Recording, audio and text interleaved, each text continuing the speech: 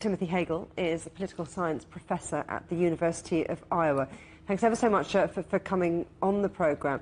Now, look, Timothy, this has thrust the United States into uncharted political and legal territory, hasn't it? It certainly has. As you indicated, it's the first time a former president has faced criminal charges. Of course, we know President Nixon had to resign, but he was quickly pardoned by President Ford and so never had to face any criminal charges. So in the nature of the country right now, it's very, very divisive, and this isn't going to help matters. So do you think that this is going to polarize the country further? I think it will. A large number of people certainly wanted to get Trump in some way or another, didn't like him very much at all, and other people supported him very strongly. And a lot of people in the middle just aren't sure about this, but there seems to be an indication that at least this particular set of charges that we'll find out the details on this coming week, that they basically are thinking that this is just a political persecution on the part of Trump. So we'll see what happens when we get the details. Of course, as you mentioned, those details are yet to be revealed, to be published. But what potential charges are we looking at? Well, right now, at least as far as what the New York DA has apparently put before the grand jury, has to do with falsification of documents somehow related to campaign finance problems. The problem with that is that campaign finance problems would be more of a federal charge rather than a state charge.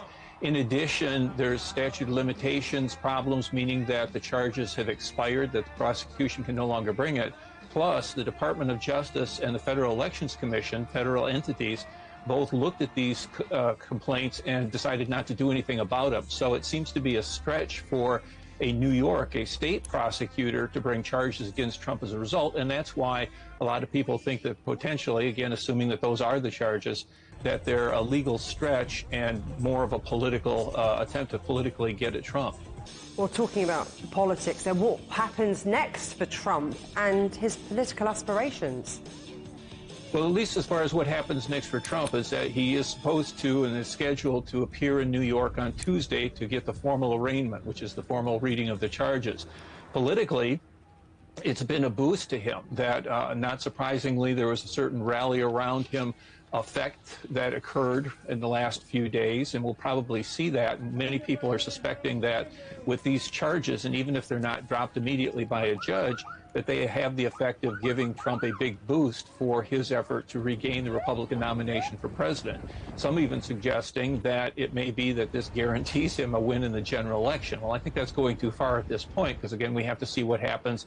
We also have to see what happens for the other investigations that are occurring regarding Trump. But at least in the short term, this certainly helps Trump. Be interesting to see what happens with those TV cameras as well, wouldn't it? Timothy Hagle in the University of Iowa, thank you very much. Welcome.